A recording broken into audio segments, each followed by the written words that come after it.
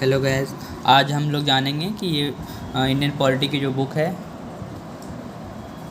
New वाली है और इसमें कौन कौन से चैप्टर्स हमें पढ़ने हैं और कौन से चैप्टर्स हमें स्किप करने हैं, क्योंकि ये इतनी मोटी बुक है। तो कई बार हम लोग सोचते हैं कि कैसे कवर करें, बट हमें पता नहीं होता है कि मुझे कहाँ से स्टार्ट करना चाहिए। तो आज हम आप लोगों को बताएंगे कि हमें किन किन चैप्टर्स को पढ़ना है।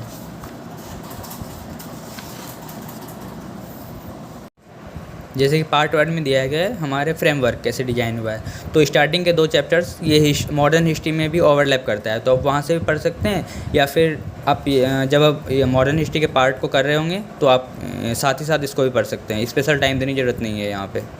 फिर पार्ट 3 एंड 4 जो कि हमें सबसे लास्ट में पढ़ना है, जब सारे पार्ट्स हम लोग कवर कर लेंगे एक बार, तो ये पार्ट 3 एंड 4 को एक फोकस कर सकते हैं।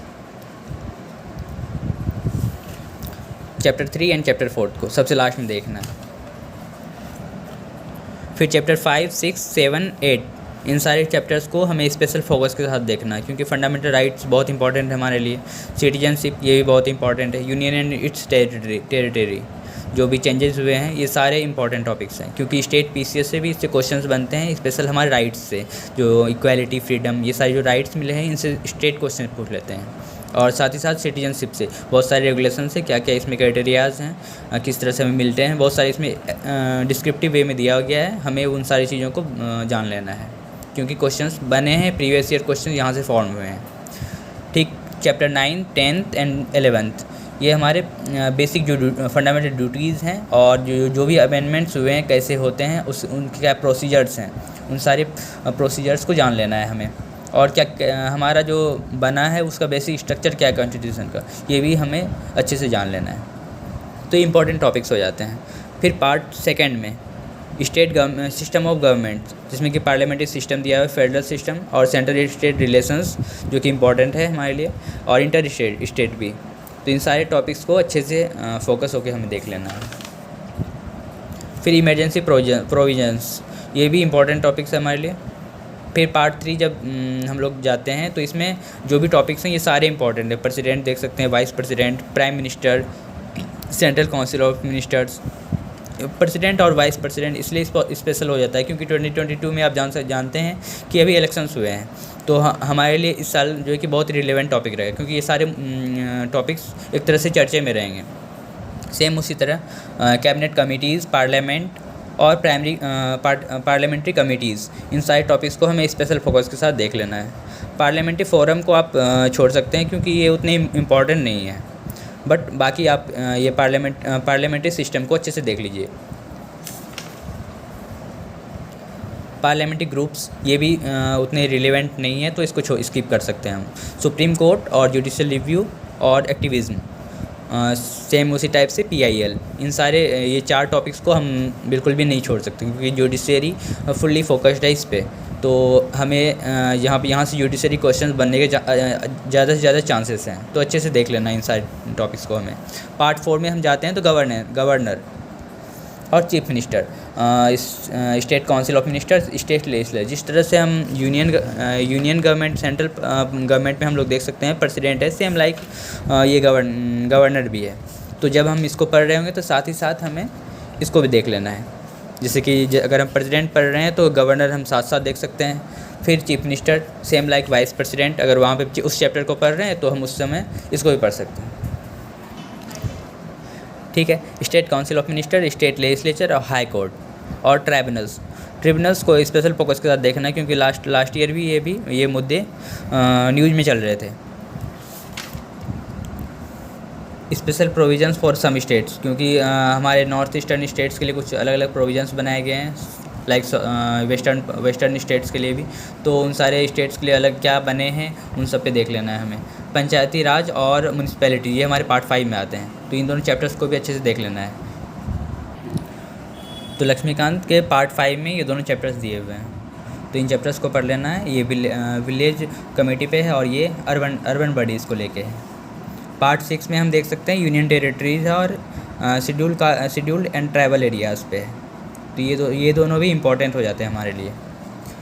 पार्ट 7 में इलेक्शन कमीशन है, और 43 एंड 44 ये दोनों पोर्शन जो है कि गवर्नेंस से को रिलेट करता है। ये टॉपिक्स हम लोग वहाँ भी पढ़ेंगे।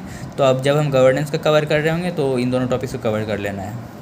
साथ ही साथ 45th एंड 46 ये दोनों पार्ट इकोनॉमिक्स से ओवरलैप करता है, तो हम लोग इसको छोड़ भी सकते हैं, या फिर आप एक तरह से रिवीजन पर्पज से पढ़ना चाहें तो आप कर सकते हैं। क्योंकि आप देख सकते हैं जीएसटी जो कि ये इकोनॉमिक्स का टॉपिक है, तो वहाँ पे अच्छे से हम लोग डिस्क्रिप्टिव वे में पढ़ सकते हैं कि कब बना, कैसे बना, इससे पहले क्या था और इसके आने से क्या क्या इंपॉर्टेंट बेनिफिट्स हमें मिले।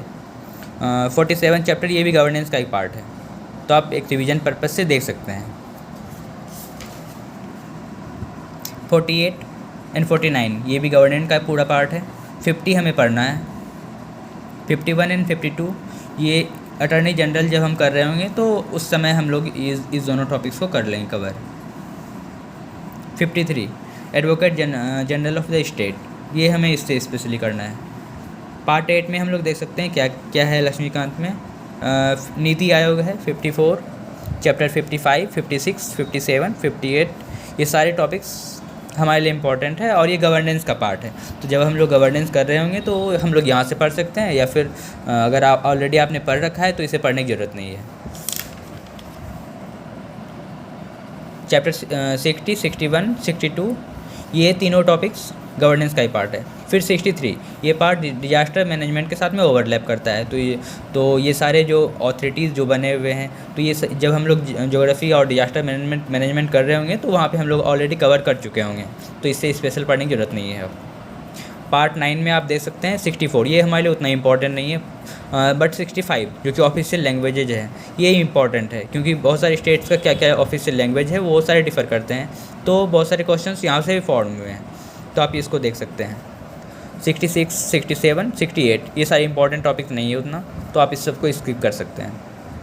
पार्ट 10 में आप देख सकते हैं कि पॉलिटिकल पार्टी ये हमारे लिए इम्पॉर्टेंट है, क्योंकि रीजनल पार्टी होती है और पॉलिटिकल पार्टी जो कि एक तरह से नेशनल पार्टी होती है, तो कब वो नेशनल पार्टी बनती है ये सारे डिस्कशंस यहाँ पे किए हुए हैं, तो इससे आप कवर कर सकते हैं।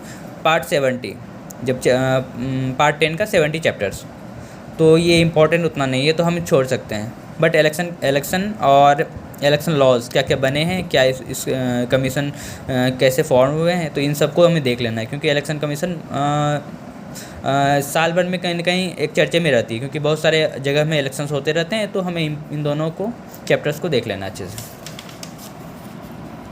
चैप्टर 73 इलेक्टोरल रिफॉर्म्स, क्योंकि कोई भी पार्टी अगर इलेक्शन कंटेस्ट करने जाती है तो उससे बहुत सारे रूल्स एंड रेगुलेशंस होते हैं, तो हमें यहाँ से कवर कर लेना है। 74 एंड 75 ये उतना इंपॉर्टेंट नहीं है, तो हम लोग छोड़ सकते हैं इसको। 76, 77, 78 ये तीनों टॉपिक्स सेम गवर्नेंस का एक पार्ट है, तो आप यहाँ से कर सकते हैं। अगर ऑलरेडी आपने किया हुआ है गवर्नेंस तो फिर इसको छोड़ सकते हैं। 79 ये हमें यहाँ से पढ़ना है, फॉरेन पॉलिसीज़ क्या क्या है हमारे। पार्ट 11 वो उतना इम्पॉर्टेंट नहीं है, तो आप इसको स्किप कर सकते हैं और अपना टाइम सेव कर सकते हैं। और ये जो लास्ट में अपेंडिसेस हैं ये हमारे लिए एक तरह से इंट्रोडक्टरी पार्ट है, क्योंकि इसमें आर्टिकल्स जैसे कि हमें जानना है कि कौन कौन से आर्टिकल्स हमारे लिए हैं, तो फिर उसका एक लिस्ट दिया हुआ है, जैसे कि यूनियन और स्टेट और कंकरेंट लिस्ट हमारे प्रीवियस ईयर बहुत सारे इससे आ चुके हैं, और स्टेट पीसीएस भी इस पे क्वेश्चंस पूछ चुके हैं, तो हमें उन सारे टॉपिक्स को यहाँ पे देख सकते हैं।